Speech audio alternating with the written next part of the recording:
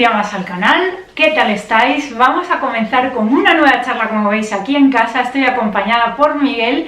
En redes sociales lo podéis encontrar, os dejaré abajo en la descripción su enlace a Instagram especialmente, también en Twitter, me parece que funcionas mucho, se llama Gominolas de Petróleo, que vamos a preguntar también por qué este nombre.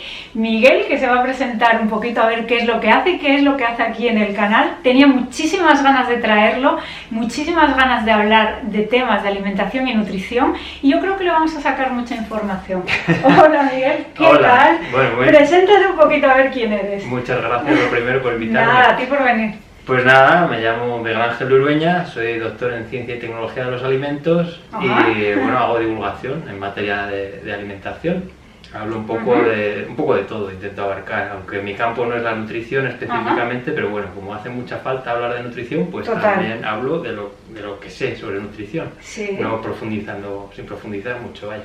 Hay muchas personas que piden que se incluya una asignatura sobre nutrición en los colegios, por ejemplo. Pero claro, ¿quién impartiría esa asignatura? ¿Y basándose en qué? Porque lo digo sobre todo porque hay libros de textos donde se incluyen cosas sobre nutrición y están desfasadas totalmente y continúan estos dogmas del desayuno tiene que estar basado en leche de fruta. Incluyen mensajes de los aditivos son peligrosos. Algunos libros, tengo ejemplos.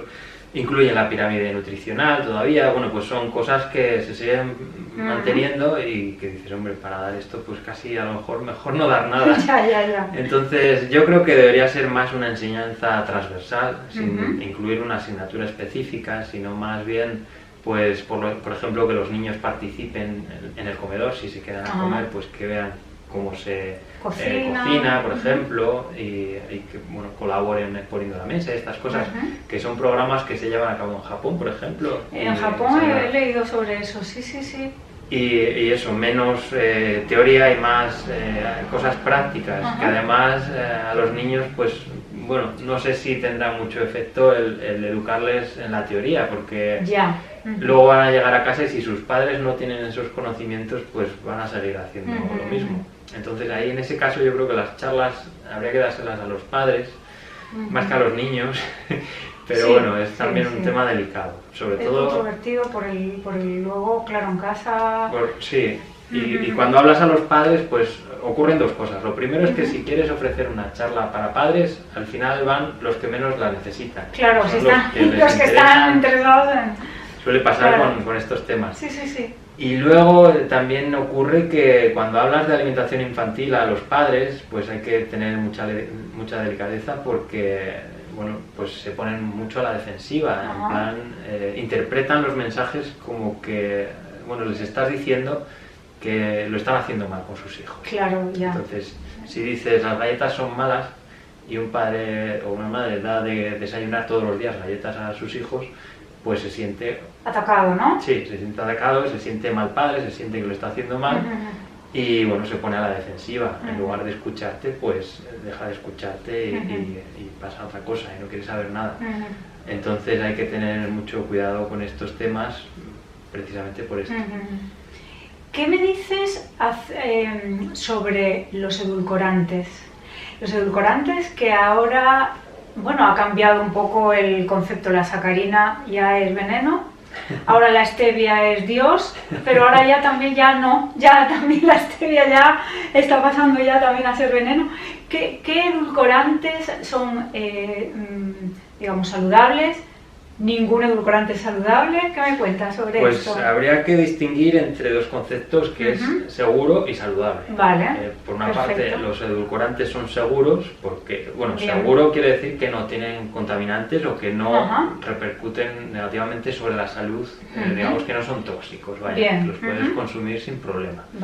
Para eso se estudia, se hacen estudios toxicológicos, se hacen estudios epidemiológicos y se fija una dosis con un margen de seguridad para que, teniendo en cuenta el consumo habitual que hacemos en toda la dieta, pues bueno, pues los niveles que hay en los alimentos sean seguros.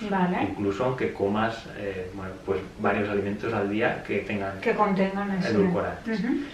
Bueno, en cuanto a la saludabilidad, si es que, bueno, palabra sí, que no existe. Sí, se puede llamar saludable. Hombre, pues no podemos decir que sean ni saludables ni no saludables, porque no aportan valor nutritivo. La mayoría de ellos no aporta valor nutritivo y simplemente pues se utilizan con fines... Sabor, ¿no? Sí, para endulzar.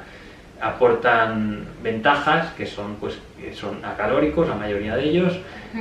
Pueden ser consumidos por personas con diabetes, por ejemplo. Y bueno, como aspecto negativo, pues que todavía se está estudiando si tienen una influencia negativa en algunos aspectos. Por ejemplo, pues se ha visto que pueden fomentar el gusto por el sabor dulce. Y eso puede llevar a que sea más difícil alimentarse bien, porque tenemos más apetencia por los alimentos dulces, que no suelen ser saludables precisamente. Se está estudiando también si pueden afectar de forma negativa a la microbiota intestinal. Pero bueno, en general yo creo que podemos estar tranquilos. Luego, en cuanto al aspartamo, la stevia y estas cosas, pues son todos igual de seguros. Bueno, de hecho el aspartamo es más seguro que la stevia, si es que podemos decir que es más seguro. En el sentido de que podemos comer más cantidad, o sea, si quisiéramos suicidarnos, por ejemplo, comiendo aspartamo, o stevia, podríamos comer más aspartamo que stevia. Los dos son compuestos químicos, igual que todo lo que comemos. Una manzana también está formada por compuestos químicos. Eso no quiere decir ni que sea bueno ni que sea malo. Todo depende de sus características. Y respecto a los refrescos light, pues, ¿cuál es la diferencia entre un refresco normal y un refresco light? Porque bueno, yo como te he dicho que sí que observo mucho lo que la gente mete en la cesta de la compra. Veo que en muchas casas, o eso lo interpreto yo según la compra, deben comer con 1 litro, 2 litros de refresco en la mesa. Pues me temo que sí, que muchas casas se ve y bueno, o sea que antes no se veía. Antes no se veía, eran como los cumpleaños. Sí, aunque bueno, antes refrescos en las celebraciones, en las fiestas. Ha cambiado mucho. También es verdad que antes se bebía cerveza. De hecho, la cerveza se publicitaba para niños. ¿Qué me dices? Hace 30, 40 años. Sí. Porque tenía hay anuncios por ahí. nutricional. Sí, hay anuncios que dicen, pues dale cerveza a tus hijos, que es buena. Igual que se daba vino para desayunar a los niños antes de ir a... Pues para el calor, ¿no? Y estas cosas con huevo crudo para los... ¡Anda! Sí, para que iban los niños calentitos. Claro. Sí, eso sin duda. Pues yo creo que sí, que se ha extendido la idea, afortunadamente, de que beber refrescos no es saludable y se está sustituyendo, bueno, lo malo es que en vez de sustituirse por agua, se está sustituyendo por refrescos sin azúcar. Que bueno, hay que aclarar que el light no es lo mismo que sin azúcar. Light, que un alimento sea light quiere decir que tiene un 30% menos de algo. Por ejemplo, si se refiere al azúcar, pues tiene un 30% menos que su versión convencional. O si se refiere a la grasa, tiene un 30% menos que su versión convencional. Eso no quiere decir, por ejemplo, una mayonesa, si es light, no quiere decir que no tenga calorías. Quiere decir que tiene, pues eso, un 30% menos de grasa, si es que se refiere a la grasa, que la mayonesa normal. La normal. Bien, no sabía esto yo. Los refrescos sin azúcar, pues bueno, no aportan nada, ni bueno ni malo. Lo que aportan, pues eso, es ese sabor dulce que, pues lo que decía, que te arrastra luego a otra. Bueno, ese gusto por los alimentos insanos de sabor dulce. En la naturaleza, claro, los alimentos, como ejemplo la fruta, ¿no? que contienen azúcares, pero sí que es cierto que ahora consumimos, que ya lo has referido en un par de ocasiones, consumimos excesiva cantidad de azúcar en los alimentos y esto no es para nada bueno porque hace que nuestra capacidad de saborear vaya en busca de cada vez más azúcar, como droga, digamos, ¿no? Este proceso, esto se añade, me imagino, en los procesos de fabricación, ¿sí? ¿Y por qué este manejo de las empresas de la tecnología alimenticia? Pues hay muchas cosas... Hay teorías, hay muchas cosas que has tocado que me iban saltando a la cabeza. Bueno, lo primero que hay que aclarar es que la fruta es saludable, aunque tenga azúcares, pues es saludable. Lo primero porque se metabolizan de otra forma, de forma más lenta van asociadas a fibra, por ejemplo, Claro. y la metabolizamos de forma más lenta. Entonces la fruta, aunque tenga azúcares, es saludable. ¿Por qué se utilizan? Bueno, que se utilicen muchos azúcares en los alimentos insanos, pues significa que a veces, por ejemplo, alimentos como la fruta no nos saben a nada, porque estamos acostumbrados a cosas con mucho sabor dulce, y cuando comemos una manzana decimos, si es que no sabe a nada. Claro. Es como un poco cuando fumamos, si estamos acostumbrados a fumar, se nos apagan un poco los sentidos, pues con la sal y el azúcar pasa un poco lo mismo.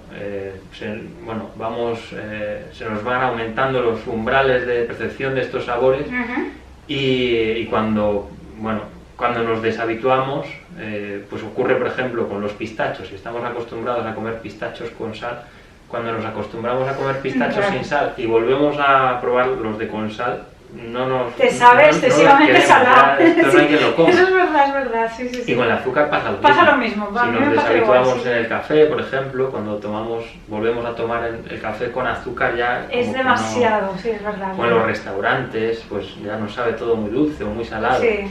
¿Por qué se utiliza tanto azúcar en la industria? Pues por una parte... porque hay una escalada, digamos, de sabores, pues eso, cada vez queremos más y más y más y todo nos sabe a poco. Y por otra parte, porque tiene funciones tecnológicas a veces, pues por ejemplo en una mermelada se utiliza para conservar. Como conservante. O en un jamón cocido, por ejemplo, para darle un toque de sabor, sin endulzar demasiado, pero bueno, en los embutidos también para favorecer el desarrollo de los microorganismos que favorecen la fermentación y hacen posible la elaboración del embutido. Es decir, no siempre sirve como endulzante, también se utiliza con otros fines. En el pan, por ejemplo, para que adquiera ese color tostado. Sí. Pero bueno, ahí no deberíamos preocuparnos, están cantidades muy pequeñas, y donde sí deberíamos preocuparnos pues es en alimentos donde sí está presente en muy grandes cantidades, que son muy pocos y además pues todos sabemos que están ahí. Lo digo porque a veces andamos con la lupa a ver qué es lo que tiene mucho azúcar. Sí, es verdad. Y es tan fácil como, bueno, pues los chocolates, las galletas, los bollos, los refrescos y los postres lácteos azucarados, las natillas, agua con leche y estas cosas. O sea que el azúcar que está presente tipo, por ejemplo, en los embutidos, como has dicho, el pavo, todo esto, ¿ese nivel de azúcar no debería preocuparnos en exceso? No, porque es muy pequeño. Ahí lo que debería preocuparnos más es lo que estamos comiendo. Es decir, si es saludable lo que estamos comiendo o no. Un jamón cocido, por ejemplo, pues se recomienda no consumir porque se asocia con el aumento de riesgo de cáncer colorectal. Que por esto viene a colación del anuncio aquel de la Organización Mundial de la Salud, de las carnes, en el año 2015, que generó tanto revuelo. Y bueno, que era por esto, no se sabe por qué, pero se asocia al aumento del riesgo de cáncer colorectal. Las carnes procesadas, es decir, pues salchichas, embutidos, jamones cocidos y estas cosas. Tampoco quiere decir que vayamos a morir por comer una loncha. No, pero bueno, todo en su justa medida, ¿no? ¿Qué pasa con la sal? Pues mira, lo primero, que la sal, que es cloruro sódico, es un ingrediente, se considera un ingrediente, aunque se podría considerar un aditivo. Lo digo porque a veces nos dan miedo los aditivos, para que veamos que un aditivo puede ser algo tan común como la sal. Y bueno, pues ¿qué pasa con la sal? Que hay, pues ocurre un poco lo mismo que con el azúcar. Cada vez comemos más, vamos aumentando el umbral de percepción de la sal, y llega un momento que ya pues todo te sabe soso si vas a comer a otra casa donde se come con menos sal, o todo te sabe muy salado si ocurre lo contrario. Claro. También se utiliza en la industria con fines tecnológicos, es decir, para conservar sobre todo pues en quesos, embutidos, pues lo conocemos sobre todo pues el uso ancestral como conservante en el bacalao, por ejemplo, en estas cosas. Para sazonar de esos productos, ¿no? Lo que hace es pues evitar el desarrollo de microorganismos patógenos y bueno, pues así ayuda a conservar. También ayuda a formar emulsiones, es decir, a que se formen mezclas de diferentes ingredientes, es decir, no solo se utiliza para aportar sabor salado. Y bueno, está presente pues en alimentos ultraprocesados, sobre todo, en alimentos frescos, pues evidentemente no hay sal, No. la añadimos nosotros. Ujú. Y bueno, se considera que más de 1,25 gramos de sal es mucha sal. Es decir, si vemos un alimento, la información nutricional en el etiquetado, pues más de 1,25 es mucha sal. Ya es demasiado. En ese etiquetado ya sería un alimento a tener en cuenta sí, que ya no... bueno, tampoco es plan no, de demonizar, vale, pero bueno, saber lo que estamos comiendo, si, por ejemplo, embutidos, aceitunas, pues este tipo de snacks, por ejemplo, aperitivos salados, que luego en otros que nos dan más miedo, como las patatas fritas, los chips, Los que se comen las de bolsa, sí. no tienen tanta sal como pensamos. No. Lo que ocurre es que como tienen esa forma plana, Ajá. la notamos mucho, la percibimos muy salada, pero en realidad no tienen tanta sal como unas aceitunas, por ejemplo. De hecho, tiene 3 veces menos que unas aceitunas. Unas aceitunas deben andar por 3 gramos más o menos por cada 100 gramos de producto, y unas patatas pues en torno a 1 gramo, dependiendo de la marca, claro. Vale. Hay un plan del gobierno firmado con empresas alimentarias para reducir la cantidad de sal, de azúcares y de grasas saturadas en los alimentos a lo largo de varios años de forma paulatina, para que no notemos el cambio precisamente, que es algo que ya se hizo con el pan, ya hizo grupos de empresas de fabricantes de pan, y no lo notamos precisamente porque lo hicieron de forma paulatina y todos a la vez. Lo que ocurre es que este plan es un poco pues una tomadura de pelo, en mi opinión, porque lo que van a hacer es reducir muy poco, muy poquita la cantidad, ¿no? Normalmente se utilizan de forma excesiva, porque lo que deberían hacer es lo que su nombre indica, potenciar el sabor, es decir, resaltar el sabor que ya tienen los alimentos, que es lo que hace la sal. La sal también es un potenciador de sabor, pero si nos pasamos, pues el alimento solo sabe a sal. Es lo que ocurre con el glutamato monosódico, por ejemplo. En muy pocas cantidades, pues potencia el sabor de los alimentos. Si lo utilizamos en exceso, pues solamente nos sabe a glutamato. Yo creo que cada vez se utiliza menos. Antes estaba presente sobre todo en sopas de sobre y estas cosas, y ahora ya como que nos sabe eso muy artificial, ya queremos más el sabor natural de los alimentos. Lo que está en el supermercado es seguro, es decir, lo podemos comer sin miedo a enfermar, a enfermar por una intoxicación. Tóxica, eso, que no nos intoxiquemos, ¿no? El problema es si es saludable o no. Vale. Y ahí ya pues hay mucho, hay mucho que no. Tela que cortar, ¿no? Entonces ahí deberíamos centrar nuestra atención, es decir, nos preocupa lo peligroso, lo supuestamente peligroso de aditivos, de los antibióticos, las hormonas y todas estas cosas. En ese sentido deberíamos estar tranquilos, los alimentos son seguros, y deberíamos centrar más nuestra atención en la elección que hacemos, es decir, si elegimos un bollo de chocolate o una manzana. Que aquí pues también hay mucha gente que dice, pero si el bollo de chocolate es malo, ¿por qué no lo prohíben? Hombre, pues depende, a ver, esto claro es discutible. Claro. Hay personas que dicen, igual que se fija una dosis para un aditivo, ¿por qué no se fija una dosis máxima para la cantidad de azúcar, por ejemplo? Bueno, esto habría que discutirlo. Claro. También el tabaco nos lo venden, ¿no? Claro. Es una decisión individual. Hombre, ahí la diferencia es que te advierten que el tabaco es peligroso. ¿Debería haber advertencia quizás en algunos alimentos? ¿Te parecería una idea correcta? Pues esto se está haciendo ya en algunos países. En Chile, por ejemplo, en Perú, se están incluyendo advertencias en alimentos destinados al público infantil. Y ahí sí que estoy de acuerdo. ¿Verdad? Pero eso, en alimentos destinados al público infantil, sobre todo, porque lo que hacen es retirar los reclamos asociados a la infancia, digamos, ¿no? los juguetes, de hecho pues los huevos de chocolate se venden sin sorpresa dentro, los cereales de desayuno, que a veces en la portada aparecen personajes infantiles y no sabes ni siquiera lo que estás comprando porque no se ve el producto por ninguna parte. Claro. Pues en estos países ya no existen esos reclamos y aparecen advertencias indicando pues que tienen alto contenido en azúcares. Y cuidado con esto, ¿no? Y bueno, pues se va haciendo en fases para que las empresas reduzcan el nivel de azúcares o de sal o de grasas saturadas. Y bueno, parece que está funcionando, la formulación, la composición de los alimentos cada vez es mejor. Y bueno, pues a ver. Pues eso sí que es una... ¿En España no se está planteando ese...? En planteando? España se está reclamando, Se está lo estamos planteando. reclamando, Pero todavía no, ¿no? No sé si... Sí, porque los cereales todavía tienen el león o lo que sea por fuera, Sí, ¿no? pues mira, aquí se hablaba de poner un impuesto al azúcar, que sí, es verdad. se hizo en Barcelona, no, en Cataluña.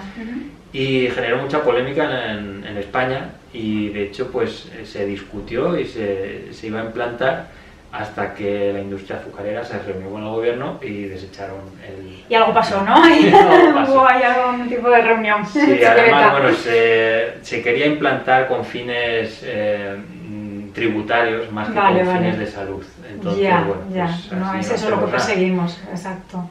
Me preguntan a menudo qué es lo peor que podemos encontrar en el supermercado. Pues esto es lo peor que podemos encontrar en el supermercado. Sí. Y bueno, pues tiene el equivalente a 3 cafés en cantidad de cafeína. ¡Madre mía! ¡Qué taquicardia! ¿Me das? Y el equivalente a unos 14 sobres de azúcar, si no recuerdo mal, una barbaridad. Unos 70 gramos de azúcar tiene bueno, dependiendo de la marca, pero hay algunas que se venden en formatos de medio litro. Medio litro. Y tienen 70 gramos de azúcar. ¿Por 100 mililitros o para cada bote? Cada bote. Vale.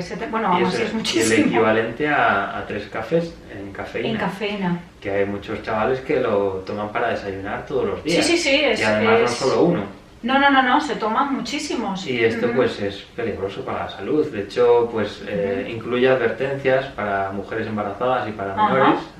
No se recomienda para este grupo de población. Y en algunos países pues está restringido a su venta. ¿Estamos estropeando el planeta comiendo carne? Pues hay estudios a favor y en contra. Es un tema muy controvertido. También, primero, yo creo que el motivo más importante para hacer una dieta de este tipo es la ética. Es una cuestión de creencia, total, sí, de ética. No es... Es decir, bueno, pues si explotamos a los animales o no, si los utilizamos para alimentarnos o no.